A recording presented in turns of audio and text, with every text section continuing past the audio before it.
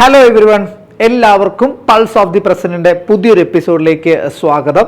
ഇന്നത്തെ എപ്പിസോഡിൽ നമ്മൾ ഡിസ്കസ് ചെയ്യാൻ പോകുന്നത് മറ്റൊന്നുമല്ല, ദി പലസ്തീൻ ഇഷ്യൂ. ഇപ്പം ഓൾ ഐസ് ഓൺ റാഫ അല്ലെ, ഇന്ന് ഭയങ്കര ഹാഷ്ടാഗ് ഒക്കെ ഭയങ്കര ട്രെൻഡിങ് ആയിട്ട് നിൽക്കുകയാണ്. എല്ലാവരും റാഫയിലേക്ക് നോക്കിപ്പോവും. കാരണം റാഫയിലും കൂടി ഇസ്രയേലിന് ഭയങ്കരമായിട്ടൊരു ഡൊമിനേഷൻ വരികയാണെങ്കിൽ എൻറ്റയർ പലസ്തീൻ കോസ് തന്നെ ചിലപ്പോൾ ഇല്ലാണ്ടായി പോകാനുള്ള സാധ്യതയുണ്ട്. അതുകൊണ്ടാണ് ഇത്രയധികം ആൾക്കാർ അതിൽ ഇൻവോൾവ് ആകുന്നത്, ലോക സമൂഹങ്ങൾ ഇൻവോൾവ് ആകുന്നത്. അതുകൊണ്ട് നമുക്ക് ഇന്ന് ഇതൊരു ടോപ്പിക് ഓഫ് ഡിസ്കഷനായിട്ട് എടുക്കാം. UPSC പ്രിപ്പറേഷൻ ഇത് ഇമ്പോർട്ടൻ്റ് ആണ്. ആൻഡ് ഈ ടോപ്പിക്ക് ഞാൻ ഡിസ്കഷന് വേണ്ടി എടുക്കാനായിട്ടുള്ളൊരു പ്രധാനപ്പെട്ട കാരണം എന്ന് പറഞ്ഞാൽ, പല ആൾക്കാരും ഇങ്ങനെ ഒരു ഇഷ്യൂ വരുമ്പോഴത്തേനും അല്ലെങ്കിൽ ഈ പർട്ടിക്കുലർ ഇഷ്യൂവിനെ ഒരു എക്സാമിനേഷൻ പോയിന്റ് ഓഫ് വ്യൂവിൽ എങ്ങനെ അഡ്രസ്സ് ചെയ്യണമെന്ന് പല ആൾക്കാർക്കും അതൊരു റൈറ്റ് ആയിട്ടുള്ളൊരു അപ്രോച്ച് കിട്ടുന്നില്ല. അതിൽ നിങ്ങളൊന്ന് ഹെൽപ്പ് ചെയ്യാൻ വേണ്ടിയിട്ടാണ് ഈ ഇഷ്യൂ ഇവിടെ എടുത്തിരിക്കുന്നത് എന്ന് ജസ്റ്റ് ഒന്ന് അറിഞ്ഞിരിക്കാം. And as per our understanding, ഒരു UPSC ആസ്പിറന്റ് മെയിൻലി ഇതിനകത്തെ 3 കാര്യങ്ങൾ ശ്രദ്ധിക്കണം. Okay, the 3 important questions every UPSC aspirant should address when it comes to the Israel-Gaza war. ഒന്ന് എന്താണ്? The political questions involve in this conflict. 2, the diplomatic questions involve in this conflict. And finally the ethical aspects, especially the international ethics. Okay, so ഈ 3 കാര്യങ്ങളിൽ നമുക്ക് discussions ഒന്ന് limit ചെയ്യാൻ വേണ്ടിയിട്ട് ശ്രമിക്കാം. And ആദ്യമേ തന്നെ നമുക്ക് എന്തിലേക്ക് പോകാം? The political questions that are involve in this conflict നമുക്ക് ജസ്റ്റ് ഒന്ന് നോക്കാം. ഈ യുദ്ധത്തിൽ ആര് വിജയിക്കും, ഓക്കെ, അല്ലെങ്കിൽ ഹമാസിന്റെ ഒരു ഫ്യൂച്ചർ എന്താകും, ഇസ്രയേൽ എന്തൊക്കെയാണ് അവിടെ ചെയ്യാൻ പോകുന്നത്, ഓക്കെ, എന്നുള്ള കാര്യങ്ങൾ, അല്ലെങ്കിൽ മനുഷ്യ കൂട്ടക്കുരുതി, ഇങ്ങനത്തെ കാര്യങ്ങൾ ഒക്കെ അവിടെ നിൽക്കുമ്പോഴും ബേസിക്കലി ഒരു ലാസ്റ്റിംഗ് സൊല്യൂഷനായിട്ട് പല ആൾക്കാരും പറയുന്ന ഒരു ആശയമുണ്ട്. പലസ്തീനിയൻ ജനതയ്ക്ക് സ്വന്തമായിട്ടൊരു രാഷ്ട്രം വേണം. ഓക്കെ, സ്റ്റേറ്റ്ഹുഡ് ഓഫ് പലസ്തീൻ, അതില്ലാതെ ഒരു ലാസ്റ്റിംഗ് സൊല്യൂഷൻ പോസിബിൾ അല്ല എന്നാണ് എല്ലാവരും പറയുന്നത്. ആൻഡ് അതിൽ കഴമ്പുണ്ട്. ഓക്കെ, ഇപ്പം റീസെൻ്റ് ആയിട്ട് അയർലൻഡ്, സ്പെയിൻ, നോർവേ പോലുള്ള യൂറോപ്യൻ രാജ്യങ്ങൾ എന്ത് ചെയ്തു? പലസ്തീനെ ഒരു ഇൻഡിപെൻഡൻറ്റ് സ്റ്റേറ്റ് ആയിട്ട് റെക്കഗ്നൈസ് ചെയ്തു. അപ്പോൾ അവർ പറഞ്ഞിരിക്കുന്ന ഒരു ആർഗ്യുമെൻ്റ് ഇതായിരുന്നു: after the defeat of Hamas, Israel should need someone to negotiate with. Okay, so ഒരു ഇൻഡിപെൻഡൻറ്റ് പലസ്തീനിയൻ സ്റ്റേറ്റ് വേണം, പലസ്തീനിയൻ ആൾക്കാർക്ക് ഒരു സ്റ്റേറ്റ് വേണം, ഒരു ഇൻഡിപെൻഡൻറ്റ് സ്റ്റേറ്റ് വേണം.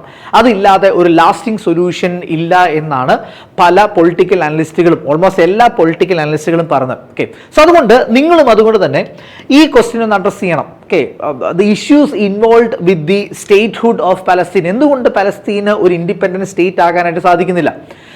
ഫണ്ടമെന്റൽ റീസൺ ഇസ്രയേൽ സമ്മതിക്കാത്തതുകൊണ്ട് തന്നെയാണ്. ഓക്കെ, പക്ഷേ ഇസ്രയേലിൻ്റെ ഒരു കൺട്രോൾ മാത്രമല്ല, അതിന് വെളിയിൽ വേറെ ഒത്തിരി കാര്യങ്ങളും കൂടിയുണ്ട്. അതും കൂടി നമുക്ക് ജസ്റ്റ് ഒന്ന് ഡിസ്കസ് ചെയ്യണം. അതിനിവിടെ നിങ്ങളൊന്ന് അറിഞ്ഞിരിക്കേണ്ട കാര്യമുണ്ട്. ഇസ്രയേൽ അംഗീകരിക്കുന്നില്ല, അമേരിക്ക അംഗീകരിക്കുന്നില്ല എങ്കിലും ലോകത്തിലെ ഏതാണ്ട് 193 രാജ്യങ്ങളാണ് ഒഫീഷ്യലി ഈ ലോകത്തുള്ളത്. അതിൽ 145 രാജ്യങ്ങളും ഓൾറെഡി ഇസ്രയേലിനെ ഒരു ഇൻഡിപെൻഡൻറ്റ് സ്റ്റേറ്റ് ആയിട്ട്, അല്ലെങ്കിൽ പലസ്തീനെ ഒരു ഇൻഡിപെൻഡൻറ്റ് സ്റ്റേറ്റ് ആയിട്ട്, അല്ലെങ്കിൽ പലസ്തീനിയൻസിന് സ്റ്റേറ്റ്ഹുഡിന് അവകാശമുണ്ട് എന്ന് അംഗീകരിക്കുന്നു. 145 കൺട്രീസ് എന്ത് ചെയ്യുന്നുണ്ട്? ഓൾറെഡി പലസ്തീനിയൻ സ്റ്റേറ്റിനെ റെക്കഗ്നൈസ് ചെയ്യുന്നു. പക്ഷേ പാശ്ചാത്യ രാജ്യങ്ങൾ എന്ത് ചെയ്യുന്നില്ല? ഇവരൊരു ഇൻഡിപെൻഡൻറ്റ് സ്റ്റേറ്റ് ആയിട്ട് അംഗീകരിക്കുന്നില്ല. ആൻഡ് പാശ്ചാത്യ രാജ്യങ്ങളായിട്ടുള്ള അമേരിക്ക, ബ്രിട്ടൻ, ഫ്രാൻസ്, ഇവർക്ക് 3 പേർക്കും എന്തുണ്ട്? സെക്യൂരിറ്റി കൗൺസിൽ വീറ്റോ പവർ ഉണ്ട്. സോ ഇവരുടെ പെർമിഷൻ ഇല്ലാതെ പലസ്തീൻ ഒരു ഒഫീഷ്യൽ റെക്കഗ്നിഷൻ, UN-ന്റെ ഒരു ഒഫീഷ്യൽ റെക്കഗ്നിഷൻ കിട്ടത്തില്ല. ആൻഡ് ഇപ്പോൾ അവരുടെ അവസ്ഥ എന്താണ്? UN-നകത്ത് ഒരു ഒബ്സർവർ സ്റ്റേറ്റസ് മാത്രമാണ്. നിങ്ങൾ UN-ന്റെ ഗവേണിംഗ് അസംബ്ലി എടുക്കുകയാണെങ്കിൽ, ഓക്കെ, അതിനകത്ത് പലസ്തീൻ എന്തുണ്ട്? മെമ്പർ അല്ലെങ്കിലും ഒരു ഒബ്സർവർ സ്റ്റേറ്റസ് കൊടുത്തിട്ടുണ്ട്. അവർക്ക് അസംബ്ലിയിൽ ഇരിക്കാം, പക്ഷെ വോട്ടിങ്ങിനായിട്ടുള്ള അവകാശമൊന്നുമില്ല. സോ ഇങ്ങനത്തെ ഒരു സ്റ്റേറ്റസ് ആണ് ഇപ്പോൾ പലസ്തീൻ ഉള്ളത്. പലസ്തീനിയൻ അതോറിറ്റി ഇൻഡിപെൻഡൻ്റ് ആയിട്ട് പാസ്പോർട്ടും ഇഷ്യൂ ചെയ്യുന്നുണ്ട്. ഓക്കെ, സോ ഇതിൽ നിങ്ങൾ കുറച്ച് കാര്യങ്ങൾ അറിഞ്ഞിരിക്കണം. എന്തൊക്കെയാണ് ഇതിൻ്റെ അഡ്വാൻറ്റേജസ്? ഓക്കെ, പലസ്തീനെ ഒരു സെപ്പറേറ്റ് ആയിട്ട് സ്റ്റേറ്റ് ആയിട്ട് ഒരു ഇന്റർനാഷണൽ റെക്കഗ്നിഷൻ കിട്ടുകയാണെങ്കിൽ, ഒരു UN റെക്കഗ്നിഷൻ കിട്ടുകയാണെങ്കിൽ എന്തൊക്കെയായിരിക്കും മാറ്റങ്ങൾ വരാൻ വേണ്ടി പോകുന്നത്? പക്ഷെ അതിന് നിങ്ങൾ ആദ്യം സ്റ്റേറ്റ് എന്ന് പറയുന്ന ഒരു കോൺസെപ്റ്റിലെ പല ആസ്പെക്റ്റുകൾ നമുക്ക് ജസ്റ്റ് ഒന്ന് നോക്കാം. ഓക്കെ, നമ്മൾ എന്താ പറയുന്നത്, സ്റ്റേറ്റ് എന്ന് പറയുന്ന ഒരു സിസ്റ്റം, അല്ലെങ്കിൽ സ്റ്റേറ്റ്ഹുഡ് എന്ന് പറയുന്ന ഒരു വ്യവസ്ഥ നിലവിൽ വരണമെങ്കിൽ മെയിൻലി 4 കാര്യങ്ങൾ വേണമെന്നാണ് പറയുന്നത് അല്ലേ? എന്തൊക്കെയാണ്? ലാൻഡ്, ഓക്കെ, പോപ്പുലേഷൻ, ഗവൺമെന്റ് ആ ഗവൺമെന്റിന് എന്ത് സോവർണിറ്റി, ഗവൺമെന്റ് അല്ലെങ്കിൽ ആ ഗവൺമെന്റിന് സോവർണിറ്റി, ഈ 4 കാര്യങ്ങൾ ഉണ്ടെങ്കിൽ മാത്രമാണ് സ്റ്റേറ്റ് എന്ന് പറയുന്ന ഒരു സിസ്റ്റം വരുന്നത്. പക്ഷേ പലസ്തീൻ ഇഷ്യൂലേക്ക് വരുമ്പോൾ ഇതിൽ ഒത്തിരി പ്രശ്നങ്ങളുണ്ട്. നിങ്ങൾ അറിഞ്ഞിരിക്കേണ്ട ഒരു കാര്യം, പലസ്തീൻ എന്ന് പറയുന്ന ഒരു സ്റ്റേറ്റിനെ UN ശരിക്കും പറഞ്ഞു കഴിഞ്ഞാൽ എന്താണ്, UN അനുവാദം കൊടുത്താണ്. 1948 UN റെസൊല്യൂഷൻ 1948 UN റെസൊല്യൂഷൻ പറയുന്നത് എന്താണ്, ശരിക്കും പറഞ്ഞാൽ പലസ്തീനിയൻ ആൾക്കാർക്ക് ഒരു സെപ്പറേറ്റ് സ്റ്റേറ്റ്, ജൂയിഷ് ആൾക്കാർക്ക് ഒരു സെപ്പറേറ്റ് സ്റ്റേറ്റ് എന്നുള്ളതാണ്. പക്ഷെ ഇവിടുത്തെ പ്രശ്നം എന്താണെന്ന് വെച്ച് കഴിഞ്ഞാൽ, സ്റ്റേറ്റ് ആയി കഴിഞ്ഞാൽ എന്ത് വേണം, അവർക്ക് സോവർണിറ്റി ഉണ്ടായിരിക്കണം, പരമാധികാരം ഉണ്ടായിരിക്കണം. പലസ്തീനിയൻ ആൾക്കാരുടെ ഇഷ്യൂ എന്താണെന്ന് വെച്ച് കഴിഞ്ഞാൽ, ഇവർക്ക് ശരിക്കും പറഞ്ഞാൽ ഒരിക്കൽ പോലും സോവർണിറ്റി എക്സസൈസ് ചെയ്യാനായിട്ട് സാധിച്ചിട്ടില്ല. 1948 2 സ്റ്റേറ്റ് സൊല്യൂഷനായിട്ട് UN വന്നപ്പോൾ അവിടെ ഒരു ഇൻഡിപെൻഡന്റ് പലസ്തീനിയൻ സ്റ്റേറ്റും ഉണ്ടായി, ഒരു ഇൻഡിപെൻഡന്റ് ജൂയിഷ് സ്റ്റേറ്റും ഉണ്ടായി. പക്ഷേ ഈ ഇൻഡിപെൻഡന്റ് ജൂയിഷ് സ്റ്റേറ്റിനെ നെയ്ബറിംഗ്, അവിടുത്തെ പലസ്തീനിയൻ ആൾക്കാരോ പലസ്തീനിയൻ അതോറിറ്റിയോ അല്ലെങ്കിൽ നെയ്ബറിംഗ് ആയിട്ടുള്ള അറബ് സ്റ്റേറ്റുകളോ എന്ത് ചെയ്തില്ല, അംഗീകരിച്ചില്ല. ഇവർ ഉടനെ തന്നെ എന്ത് ചെയ്തു, ഇസ്രയേൽ എന്ന് പറയുന്ന രാജ്യത്തിനെ ആക്രമിച്ചു. അതിന്റെ പരിണിത ഫലമായിട്ട് ഇസ്രയേൽ ചെറുത്ത് നിന്നു. ആൻഡ് അതിന്റെ ഔട്ട്കംസ് നമുക്ക് ജസ്റ്റ് നോക്കാം. ആ വാറിന്റെ ഔട്ട്കംസ് നമുക്ക് ജസ്റ്റ് നോക്കാം. അതിനാണ് ഞാൻ നിങ്ങൾക്ക് ഇവിടെ ഒരു മാപ്പ് തന്നിരിക്കുന്നത്. ഇതാണ് ശരിക്കും പറഞ്ഞാൽ 1949 ആ യുദ്ധം അവസാനിക്കുമ്പോൾ 1949 അവസ്ഥ ഇതാണ്. ഇതാണ് ഇന്നത്തെ ഗാസ എന്ന് പറയുന്നത്.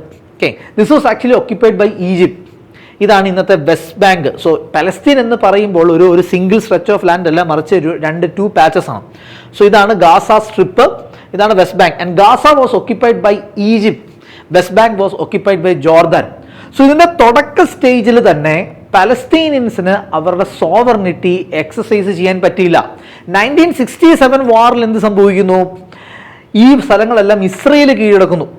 സോ അവിടം തൊട്ട് ശരിക്കും പറഞ്ഞു കഴിഞ്ഞാൽ ഈ സ്ഥലങ്ങളുടെ സോവറിൻ പവർ ആരാണ്, ഇസ്രയേലാണ്. പിന്നീട് 96 വെസ്റ്റ് ബാങ്കിൽ നിന്ന് 96 വെസ്റ്റ് ബാങ്കിൽ നിന്ന് ഇസ്രയേൽ പിന്മാറുന്നുണ്ട് ഓസ്ലോ അക്കോർഡ് പ്രകാരം. ഓസ്ലോ അക്കോർഡ് പ്രകാരം 96 വെസ്റ്റ് ബാങ്കിൽ നിന്നും ഇസ്രയേൽ പിന്മാറുന്നു. 2004 ഗാസയിൽ നിന്നും എന്ത് ചെയ്തു, ഇസ്രയേലിന്റെ ഒരു വിഡ്രോവൽ നമുക്ക് കാണാനായിട്ട് സാധിക്കും. ആൻഡ് ഇവിടെ പലസ്തീനിയൻ അതോറിറ്റി എന്ന് പറയുന്ന ഒരു സംഘടനയാണ്. പലസ്തീനിയൻ അതോറിറ്റിയാണ് വെസ്റ്റ് ബാങ്ക് ബേസിക്കലി ഭരിക്കുന്നത്. എന്നാൽ ഗാസ ഭരിക്കുന്നത് ആരാണ്, ഹമാസാണ്. ഗാസ ഭരിക്കുന്ന ആരാണ്, ഹമാസാണ്. ഇങ്ങനത്തെ കുറച്ച് ഡിഫറൻസസ് എന്തുണ്ട് ഈ പലസ്തീനിയൻ കോസിൽ ഉണ്ട് എന്ന് അറിഞ്ഞിരിക്കാം. അപ്പോൾ ഇതിന്റെ ബേസിക് പ്രശ്നം എന്താണ്, ഒന്ന് ഇവർക്ക് ശരിക്കും പറഞ്ഞു കഴിഞ്ഞാൽ സോവർണിറ്റി ഇല്ല. കാരണം ഹമാസ് ഭരിക്കുന്നുണ്ടെങ്കിലും ഗാസയ്ക്ക് ഒരു പക്ക സോവറിൻ സ്റ്റേറ്റിനെ പോലെ ആക്ട് ചെയ്യാൻ പറ്റുന്നില്ല. എന്താണ് സോവറിൻ സ്റ്റേറ്റ് എന്ന് പറഞ്ഞു കഴിഞ്ഞാൽ, മറ്റൊരു രാജ്യത്തിൻ്റെ ഇൻഫ്ലുവൻസിന് വിധേയമാകാതെ ഇൻഡിപെൻഡൻ്റ് ആയിട്ട് കാര്യങ്ങൾ ചെയ്യാൻ ശ്രമിക്കുന്നതിനെയാണ് നമ്മൾ സോവറിൻ സ്റ്റേറ്റ് അല്ലെങ്കിൽ സോവറിനിറ്റി എന്ന് പറഞ്ഞത്. ഹമാസിന് പറ്റുന്നുണ്ടോ, ഇല്ല. ഇസ്രയേലിൻ്റെ മാരിടൈം ബ്ലോക്കേഡ് കാരണമാണ് ഹമാസ് എന്ത് ചെയ്യുന്നത്, അണ്ടർഗ്രൗണ്ട് ടണൽസ് എല്ലാം നിർമ്മിച്ച് ഈജിപ്തിൽ നിന്ന് കാര്യങ്ങൾ സ്മഗിൾ ചെയ്യുന്നത്. അവരങ്ങനെ ചെയ്യാനായിട്ടുള്ള കാരണം അവർക്ക് സോവർണിറ്റി ഇല്ല, സോവർണിറ്റി എക്സൈസ് ചെയ്യാൻ പറ്റുന്നില്ല. വെസ്റ്റ് ബാങ്കിലെ പാലസ്തീൻ അതോറിറ്റീനെ എന്താണ് ഇസ്രയേലിൻ്റെ ആശീർവാദത്തോട് കൂടിയിട്ടാണ് അവർ ശരിക്കും പറഞ്ഞാൽ നിലനിൽക്കുന്നത്. അതുകൊണ്ടാണ് ഈ വെസ്റ്റ് ബാങ്കിലാണ് ഈ സെറ്റിലേഴ്സിൻ്റെ ഇഷ്യൂ ഉണ്ടാകുന്നത്. 67 ഇതായിരുന്നു ശരിക്കും പറഞ്ഞാൽ മാപ്പ്. ഇന്ന് പക്ഷേ വെസ്റ്റ് ബാങ്കിന് ഓൾമോസ്റ്റ് 30% സ്ഥലങ്ങളും ഇസ്രയേലിൽ നിന്നുള്ള ജൂയിഷ് ആൾക്കാർ കുടിയേറി അവിടെ ജൂയിഷ് സെറ്റിൽമെൻറ്റ്സ് വരികയാണ്. വെസ്റ്റ് ബാങ്കിലെ പലസ്തീൻ അതോറിറ്റിക്ക് ഒന്നും തന്നെ ചെയ്യാൻ പറ്റുന്നില്ല. കാരണം എന്താണ്, അവർക്ക് സോവർണിറ്റി ഇല്ല. സോ അതുകൊണ്ട് തന്നെയാണ് പലസ്തീനിയൻ ആൾക്കാർക്ക് സ്വന്തമായിട്ടൊരു സ്റ്റേറ്റ് വേണമെന്ന് പല ആൾക്കാരും പറഞ്ഞത്. കാരണം ഇപ്പോൾ അവരെ പ്രൊട്ടക്റ്റ് ചെയ്യാൻ വേണ്ടിയിട്ട് അവരുടേതായിട്ടുള്ള ഒരു ഭരണകൂടമില്ല. ഒരു ഇൻഡിപെൻഡൻറ്റ് സ്റ്റേറ്റ് വരികയാണെങ്കിൽ, ഇമാജിൻ ഇതൊരു ഇൻഡിപെൻഡൻറ്റ് സ്റ്റേറ്റ് ആയിരുന്നെങ്കിൽ ഇങ്ങോട്ടേക്ക് ജൂയിഷ് കുടിയേറ്റങ്ങൾ ഉണ്ടാകത്തില്ല. സോ ഇവരുടെ ഇൻട്രസ്റ്റ് പ്രൊട്ടക്ട് ചെയ്യാൻ, പലസ്തീനിയൻ ആൾക്കാർ ഇൻട്രസ്റ്റ് പ്രൊട്ടക്ട് ചെയ്യാൻ അവരുടേതായിട്ടുള്ളൊരു ഗവൺമെൻറ് വേണം. അതുകൊണ്ടാണ് പലസ്തീനിയൻസിൻ്റെ സ്റ്റേറ്റ്ഹുഡിനെ അംഗീകരിക്കണം, അത് അവർക്ക് കൊടുക്കണം എന്നുള്ള ഡിമാൻഡ് ഇന്നത്തെ പബ്ലിക് സർക്കിളിൽ ഉള്ളത് എന്ന് നിങ്ങൾ അറിഞ്ഞിരിക്കാം. പക്ഷേ ഇതിൻ്റെ പ്രശ്നം എന്താണെന്ന് കൂടി നമുക്ക് ജസ്റ്റ് ഒന്ന് പറഞ്ഞു നോക്കാം. കാരണം സ്റ്റേറ്റ്ഹുഡ് അവർക്ക് കിട്ടാനായിട്ട് ഒത്തിരി തടസ്സങ്ങളുണ്ട്. അതിൻ്റെ തടസ്സത്തിൻ്റെ മെയിൻ പ്രശ്നം എന്താണെന്ന് വെച്ച് കഴിഞ്ഞാൽ, പലസ്തീനിയൻ അതോറിറ്റി ശരിക്കും വെസ്റ്റ് ബാങ്കിലെ പലസ്തീനിയൻ അതോറിറ്റി ഭരിക്കുന്നത് പഴയ യാസർ അറാഫത്ത് നേതൃത്വം കൊടുത്ത PLAൻ്റെ പൊളിറ്റിക്കൽ ഫോം ആയിട്ടുള്ള ഫത്തയാണ്. ഇങ്ങനൊരു പൊളിറ്റിക്കൽ ഓർഗനൈസേഷൻ ഉണ്ട്. അതായത് ശരിക്കും പറഞ്ഞാൽ ഇസ്രയേലിനെതിരെ ആദ്യം ഒരു സായുധ സമരം, ഒരു ആംഡ് റിവോൾട്ട് സ്റ്റാർട്ട് ചെയ്യുന്നത് പലസ്തീനിയൻ ലിബറേഷൻ ഓർഗനൈസേഷൻ PLO എന്ന് പറയുന്ന സംഘടനയാണ്. അതിൻ്റെ നേതാവായിരുന്നു യാസർ അറാഫത്ത്. പക്ഷേ യാസർ അറാഫത്ത് എന്ത് ചെയ്തു? പിന്നീട് യാസർ അറാഫത്തും PLOയും എന്ത് ചെയ്തു? പിന്നീട് അവർ റവല്യൂഷണറി അല്ലെങ്കിൽ ടെററിസ്റ്റ് മാർഗങ്ങൾ അവർ അവസാനിപ്പിച്ചു. ഒരു കോൺസ്റ്റിറ്റ്യൂഷണൽ രീതിയിലേക്ക് അവർ മാറുന്നു. അങ്ങനെയാണ് ഓസ്ലോ അക്കോർഡ് ഉണ്ടാകുന്നത്. സോ ഇസ്രയേലും പലസ്തീനിയൻ ലിബറേഷൻ ഓർഗനൈസേഷൻ തമ്മിലുള്ള ട്രീറ്റിയാണ് ഓസ്ലോ അക്കോർഡ്. ആ ഓസ്ലോ അക്കോർഡ് പ്രകാരം എന്ത് ചെയ്തു?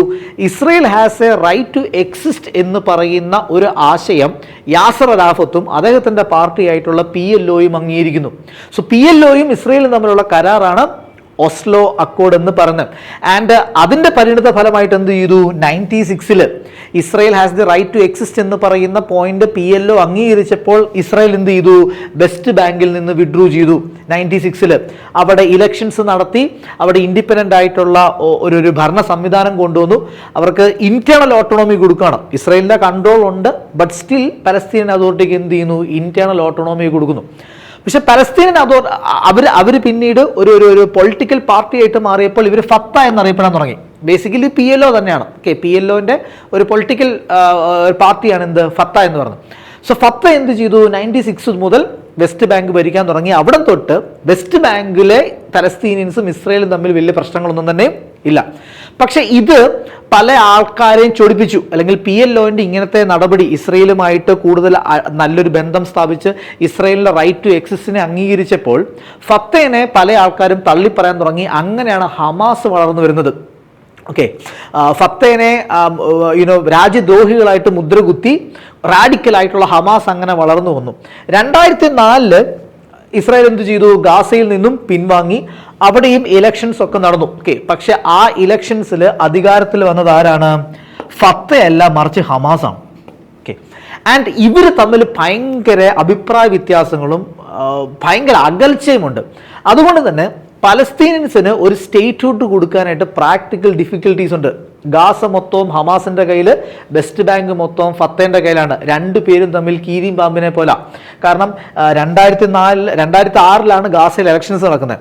2006 ഗാസയിൽ ഇലക്ഷൻസ് നടന്ന് ഹമാസ് അധികാരം പിടിച്ചതിന് ശേഷം ഫത്തയിലെ ലീഡേഴ്സിനെ മൊത്തം ഇവർ കൂട്ടക്കുരി നടത്തി. ഇന്ന് ഗാസയിൽ ഫത്തയ്ക്ക് പ്രവർത്തിക്കാൻ പോലും പറ്റത്തില്ല. ഗാസ കംപ്ലീറ്റ്ലി ഹമാസിൻ്റെ കയ്യിലാണ്. അവിടെ ഹമാസ് മാത്രമേ ഉള്ളൂ. അതുകൊണ്ട് തന്നെ ഫത്തയിലെ ആൾക്കാരും ഹമാസും തമ്മിൽ കീരിയും പാമ്പും പോലാണ്. അപ്പോൾ ആർക്കായിരിക്കും സ്റ്റേറ്റ്ഹുഡ് കൊടുക്കുക? ഹമാസിൻ്റെ നേതൃത്വമുള്ള ഗാസയ്ക്കാണോ, ഫത്തേൻ്റെ നേതൃത്വമുള്ള വെസ്റ്റ് ബാങ്കിനാണോ? ഇവരെ എങ്ങനെ ഒന്നിപ്പിച്ച് കൊണ്ടുപോകാൻ പറ്റും? ഇങ്ങനെ ഒന്നിപ്പിച്ച് കൊണ്ടുപോകാൻ പറ്റാത്ത സാഹചര്യത്തിൽ എങ്ങനെ പലസ്തീനിയൻസിന് ഒരു യൂണിഫോം ആയിട്ട് സ്റ്റേറ്റ്ഹുഡ് കൊടുക്കാൻ പറ്റും? ഇത് വലിയൊരു പ്രശ്നമാണ് ഇവിടെ. സോ നമ്മൾ സൊല്യൂഷൻസ് പറയുന്നുണ്ട്, പക്ഷെ ഇതിൻ്റെ പ്രാക്ടിക്കൽ ഡിഫിക്കൽട്ടീസ് ആണ് ഞാനിവിടെ എക്സ്പ്ലെയിൻ ചെയ്യാൻ വേണ്ടി ശ്രമിച്ചത്. നിങ്ങൾക്ക് മനസ്സിലായെന്ന് വിശ്വസിക്കുന്നു. The boundaries of Palestine. ആ 67 അല്ലെങ്കിൽ 1949 ഇവിടെ ഒരു ഗ്രീൻ ലൈൻ എന്ന് പറഞ്ഞൊരു സാധനം കൂടി ഞാൻ ഇവിടെ ഇട്ട് തന്നിട്ടുണ്ട്. അതെന്താ നമുക്ക് ജസ്റ്റ് ഒന്ന് എക്സ്പ്ലെയിൻ ചെയ്ത് പോകാം. ഇസ്രയേൽ അംഗീകരിച്ച അവരുടെ ബോർഡർ ഗ്രീൻ ലൈനാണ്. 1949 അറബ് രാജ്യങ്ങളുമായിട്ട് വെടിനിർത്തൽ കരാർ ഇസ്രയേൽ സൈൻ ചെയ്തു. ആർമിസ്റ്റൈസ് സൈൻ ചെയ്തു.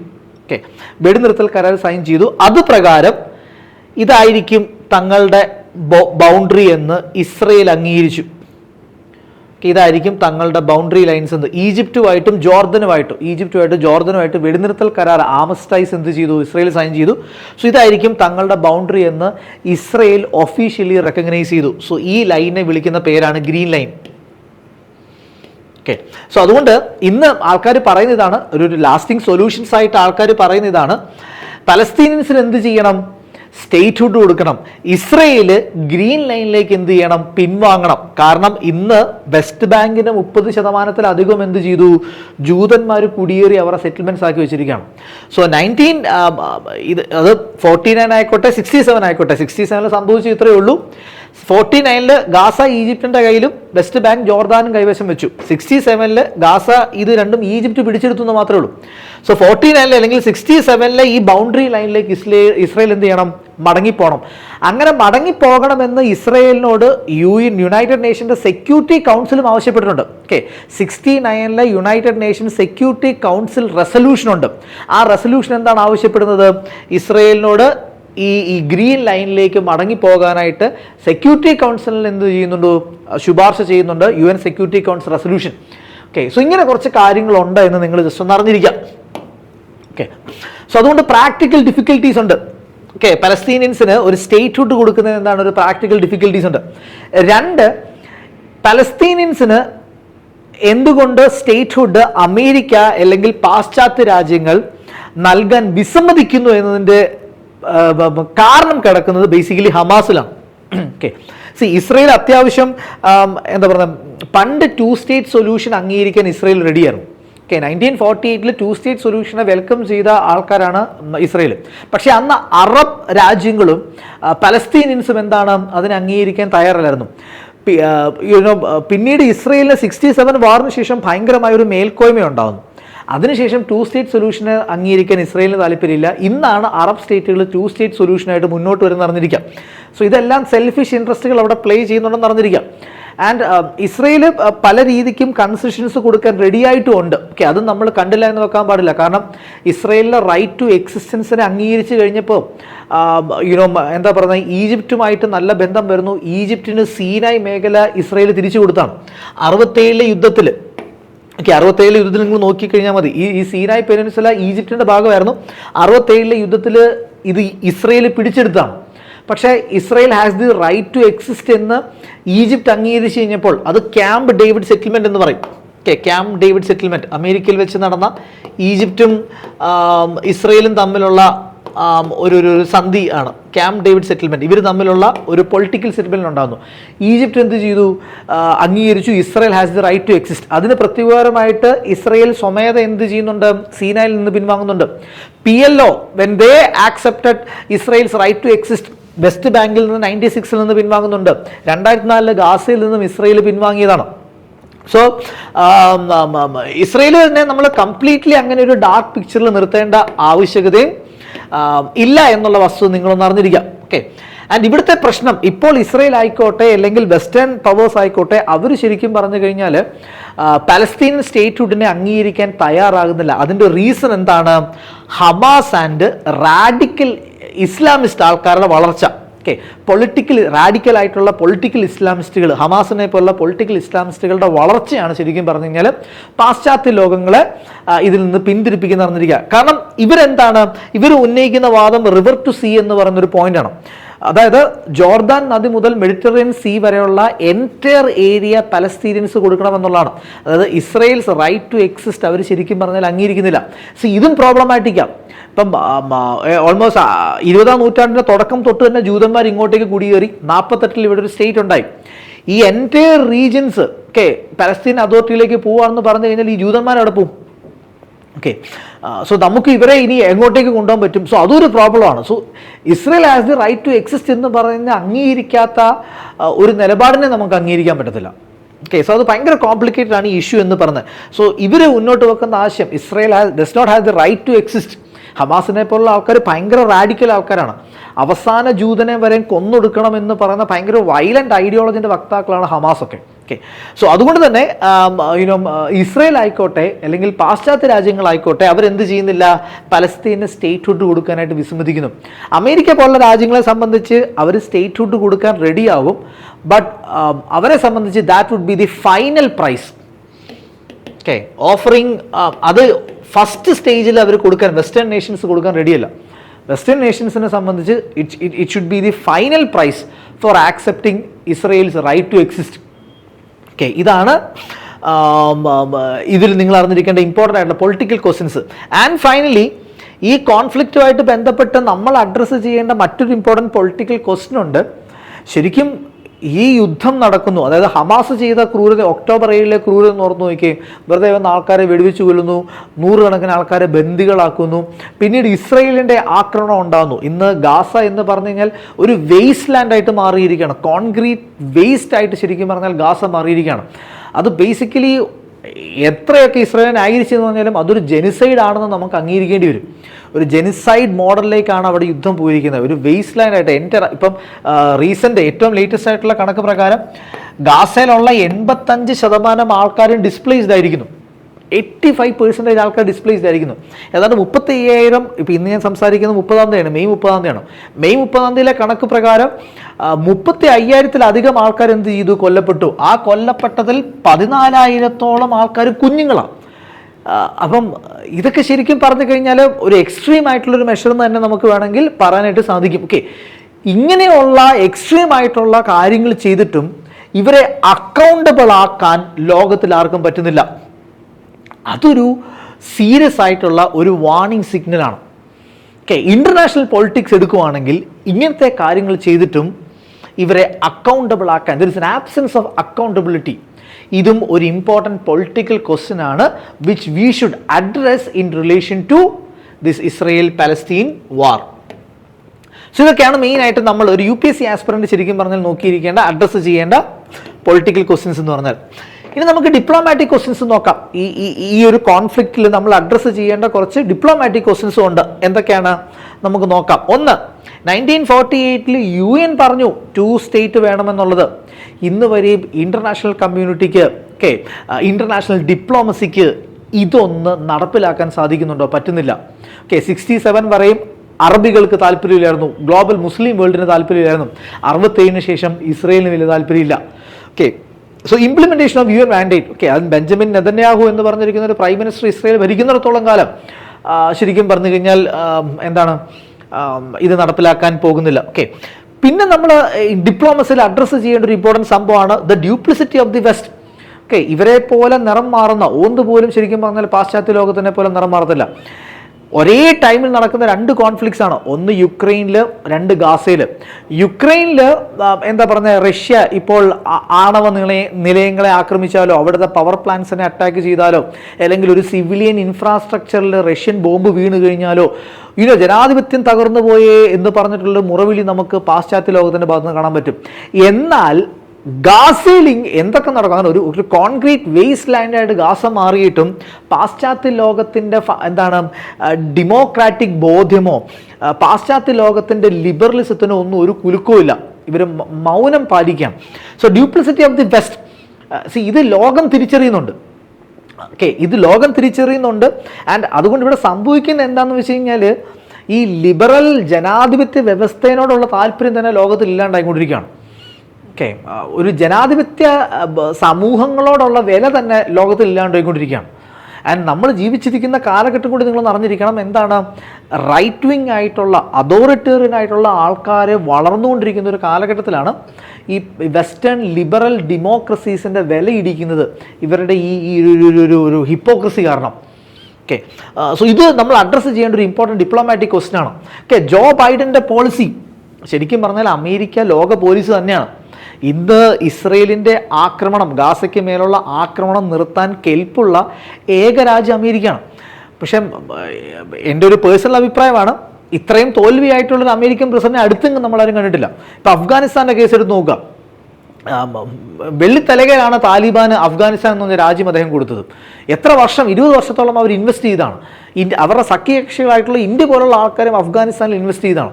എന്നിട്ട് വെള്ളിത്തലകയിൽ അഫ്ഗാനിസ്ഥാൻ എന്ന രാജ്യം താലിബാൻ എന്ന് പറഞ്ഞൊരു തീവ്രവാദ സംഘടനയ്ക്ക് ജോ ബൈഡൻ കൊടുക്കുന്നു. ഗാസയിൽ ഇങ്ങനത്തെ യുദ്ധങ്ങൾ ഉണ്ടാകുന്നു. അറ്റ്ലീസ്റ്റ് ഇസ്രയേലിനെ അക്കൗണ്ടബിൾ ആക്കാൻ, അവരെ നിലയ്ക്ക് നിർത്താനോ ഒന്നും ജോ ബൈഡന് സാധിക്കുന്നില്ല. അദ്ദേഹത്തിന് പക്ഷേ റഷ്യയായിട്ട് യുദ്ധം ചെയ്യാൻ ഭയങ്കര താല്പര്യമാണ്. സോ ജോ ബൈഡൻ്റെ പോളിസി, അതിൻ്റെ റാമിഫിക്കേഷൻസ് ലോകം അഡ്രസ്സ് ചെയ്യേണ്ട ഇമ്പോർട്ടൻറ്റ് ഡിപ്ലോമാറ്റിക് ക്വസ്റ്റ്യൻ ആണ്. പിന്നെ ദ റീകൺസ്ട്രക്ഷൻ ഓഫ് ഗാസ, നിങ്ങൾ ശരിക്കും പറഞ്ഞാൽ ഫിഗേഴ്സ് ഒക്കെ കാണുന്നുണ്ടായിരിക്കും അല്ലേ? ഇത് എന്നൊന്ന് റീകൺസ്ട്രക്ട് ചെയ്തെടുക്കാനാണ്, എത്ര കോടി രൂപ മുതലാക്കിയാലാണ്? അതിന് ഇൻ്റർനാഷണൽ എഫേർട്ട് വേണം. സോ ഈ ഇൻ്റർനാഷണൽ എഫേർട്ട് എവിടെ നിന്ന് വരും? ഈ ഇൻ്റർനാഷണൽ എഫേർട്ടിനെ ആര് കോർഡിനേറ്റ് ചെയ്യും? വേൾഡ് ഡിപ്ലോമസി അഡ്രസ്സ് ചെയ്യേണ്ട മറ്റൊരു important question. And finally India's പൊസിഷനും ആസ് എ UPSC ആസ്പിറന്റ് നിങ്ങൾ ഇന്ത്യൻ്റെ പൊസിഷനും കൂടി എന്ത് ചെയ്യണം ഒന്ന് അറിഞ്ഞിരിക്കണം. നിങ്ങൾ അറിഞ്ഞിരിക്കേണ്ട ഒരു കാര്യമുണ്ട്. പലസ്തീൻ എന്ന് പറഞ്ഞ രാജ്യത്തിനെ അംഗീകരിച്ച the first non Arab state ഇന്ത്യയാണ്. ആൻഡ് ഈവൻ ടുഡേ ഇന്ത്യൻ്റെ പൊസിഷൻ എന്താണ്? 2 state solution. We are strongly pitching for 2 state solution. So ഇതാണ് ഇന്ത്യൻ്റെ പൊസിഷൻ എന്ന് പറയുന്നത്. പക്ഷെ നമ്മൾ എന്ത് ചെയ്യുന്നില്ല? ടെററിസത്തിനെ തള്ളിപ്പറയുന്നു. നമ്മൾ ടെററിസത്തിനെ തള്ളിപ്പറയുന്നത്, ഹമാസ് പോലത്തെ ടെററിസ്റ്റ് ആൾക്കാരെ നമ്മൾ തള്ളിപ്പറയുന്നു. സോ ഇന്ത്യൻ്റെ പൊസിഷൻ എന്താണെന്നുള്ള കാര്യവും നിങ്ങൾ വ്യക്തമായിട്ട് അറിഞ്ഞിരിക്കണം. Even though we have a strong bond with Israelis, even though we have a very warm relationship with the Israeli state, നമ്മൾ 2 സ്റ്റേറ്റ് സൊല്യൂഷൻ്റെ വക്താക്കളാണ് കേട്ടോ. ഓക്കെ, അത് ജസ്റ്റ് ഒന്ന് അറിഞ്ഞിരിക്കാം. ആൻഡ് ഇനി നമ്മൾ UPSC നമുക്ക് എത്തിക്സ് പേപ്പറിൽ ഇതുമായിട്ട് ബന്ധപ്പെട്ട് നമുക്ക് ക്വസ്റ്റ്യൻസ് എക്സ്പെക്ട് ചെയ്യാം. കാരണം ഇന്റർനാഷണൽ എത്തിക്സ് നിങ്ങളുടെ സിലബസിൻ്റെ ഭാഗം. Okay, so international ethics address ചെയ്യേണ്ട പല കാര്യങ്ങളും ഉണ്ട്. ഓക്കെ, അതെന്തൊക്കെയാണെന്ന് നമുക്ക് ജസ്റ്റ് നോക്കാം. ഒന്ന്, ദി എലമെന്റ് ഓഫ് ജസ്റ്റിസ്. പലസ്തീനിയൻസിനെ സംബന്ധിച്ച് നമ്മൾ വളരെ എന്തൊക്കെ ഇസ്രായേലിനെ ന്യായീകരിച്ചു കഴിഞ്ഞാലും അവരെ സംബന്ധിച്ച് അവർക്ക് നീതി നിഷേധിക്കപ്പെട്ട ഒരു ജനതയാണ്. സ്വന്തം നാട്ടിൽ അഭയാർത്ഥികളാകുന്ന ഒരു ജനതയാണ് അവർ. ഇന്നും ലക്ഷക്കണക്കിന് ആൾക്കാരാണ് ജോർദൻ, ലെബനൻ പോലുള്ള സ്ഥലങ്ങളിൽ ഇന്നും അഭയാർത്ഥികളായിട്ട് താമസിക്കുന്നത്. വെസ്റ്റ് ബാങ്കിൽ ദിനം പ്രതി പലസ്തീനിയൻസിന് അവരുടെ നാടും വീടുകളും ഒക്കെ ഒഴിഞ്ഞു കൊടുക്കേണ്ടി വരുന്നു ജൂത കുടിയേറ്റക്കാരുടെ മുന്നിൽ. സോ ഈ നീതി നിഷേധം ഇന്റർനാഷണൽ കമ്മ്യൂണിറ്റി ശരിക്കും പറഞ്ഞാൽ അഡ്രസ്സ് ചെയ്യുന്നില്ല. ഇന്റർനാഷണൽ ഡിപ്ലോമസി, ഒരു വേൾഡ് പൊളിറ്റിക്കൽ ഓർഡർ, ഇതൊക്കെ നമുക്ക് ആവശ്യമാണ്. ഒരു റൂൾ ബേസ്ഡ് ഓർഡർ ഒക്കെ ആവശ്യമാണ്. പക്ഷേ ഈ റൂൾ ബേസ്ഡ് ഓർഡറിനൊക്കെ ഒരു എത്തിക്സും ഇമ്പോർട്ടൻ്റ് ആണ്. ഒരു പ്രോപ്പർ എത്തിക്സ് ഇല്ലെങ്കിൽ നമുക്കൊരു റൂൾസ് ഫ്രെയിം ചെയ്യാൻ പറ്റത്തില്ല. സോ ഇങ്ങനത്തെ എത്തിക്കൽ കാര്യങ്ങൾ ഇന്റർനാഷണൽ കമ്മ്യൂണിറ്റി കണ്ണടയ്ക്കുവാണെങ്കിൽ എങ്ങനെയാണ് ഒരു ഇന്റർനാഷണൽ റൂൾ ബേസ്ഡ് ഓർഡർ നമുക്ക് ക്രിയേറ്റ് ചെയ്യാൻ പറ്റുന്നത്? ആൻഡ് ഈ ഡിനയൽ ഓഫ് സോഷ്യൽ ജസ്റ്റിസ്, അത് ഇപ്പം മാത്രമല്ല മനുഷ്യരാശിനെ ഇനി നൂറ്റാണ്ടുകളോളം ചിലവൻ പറഞ്ഞു കഴിഞ്ഞാൽ അലട്ടുന്നൊരു ഇഷ്യൂ ആയിരിക്കും. അതാണ് പല ആൾക്കാരും പറയുന്നുണ്ട്, ഇന്ന് ഇസ്രയേൽ ചെയ്യുന്ന ഈ പ്രവൃത്തിക്ക് ചിലപ്പോൾ അവരുടെ ഭാവി തലമുറ എന്ത് ചെയ്യണം, വില കൊടുക്കേണ്ടി വരും. കാരണം നമ്മൾ അറിഞ്ഞിരിക്കേണ്ട ഒരു കാര്യമുണ്ട്, നീതിയില്ല എന്നുണ്ടെങ്കിൽ മനുഷ്യൻ്റെ മനസ്സിൽ പകയുണ്ടാകും. ആൻഡ് ഈ പക അങ്ങനെ ഇങ്ങനെയൊന്നും കെട്ടുപോകില്ല. പകയുള്ളിടത്തോളം കാലം ഒരു പ്രശ്നത്തിനും ഒരു ലാസ്റ്റിംഗ് സൊല്യൂഷൻ ഉണ്ടാകത്തില്ല. ഇപ്പം നമ്മൾ ഇന്ത്യൻ്റെ കേസ് തന്നെ എടുക്കുക. നൂറ്റാണ്ടുകൾക്ക് മുമ്പ് വന്ന മഹമ്മൂദ് ഓഫ് ഗസ്നീനോടും മുഹമ്മദ് ഗോറിനോടും തിമൂറിനോടും ഒക്കെ ഇന്നും ഇന്ത്യൻ മനസ്സിൽ പകയാണുള്ളത്. സോ ഈ വെഞ്ചൻസ് എന്ന് പറയുന്ന ഒരു എലമെൻ്റ് ഉണ്ടെങ്കിൽ അത് പ്രശ്നങ്ങൾ ഉണ്ടാക്കിക്കൊണ്ടേയിരിക്കും. ജസ്റ്റിസ് ഇല്ലെങ്കിൽ there will not be reconciliation ഇല്ലെങ്കിൽ എങ്ങനെയാണ് ഒരു ലാസ്റ്റിംഗ് സൊല്യൂഷൻ ഉണ്ടാകുന്നത്? ലാസ്റ്റിംഗ് പൊളിറ്റിക്കൽ സെറ്റിൽമെന്റ് ഉണ്ടാവില്ല. സോ ജസ്റ്റിസ് എലമെന്റിനെ എന്ത് ചെയ്യുന്നില്ല, അഡ്രസ്സ് ചെയ്യുന്നില്ല. And where is the international spirit? ഇത്രയും വലിയ 14,000-ഓളം കുട്ടികൾ കൊല്ലപ്പെട്ടു ഇത്രയും മാസം കൊണ്ട്. അതിനെ കണ്ടം ചെയ്യാനോ അതിനെ പ്രിവെന്റ് ചെയ്യാനോ ഉള്ള ഒരു international spirit it is absent. നമ്മൾ ചിന്തിക്കേണ്ട ഒരു കാര്യമാണ്. ഇന്റർനാഷണൽ എത്തിക്സിൽ നമ്മൾ കൺസിഡർ ചെയ്യേണ്ട മറ്റൊരു സംഭവമാണ് പലസ്തീനിയൻ റെഫ്യൂജീസ്.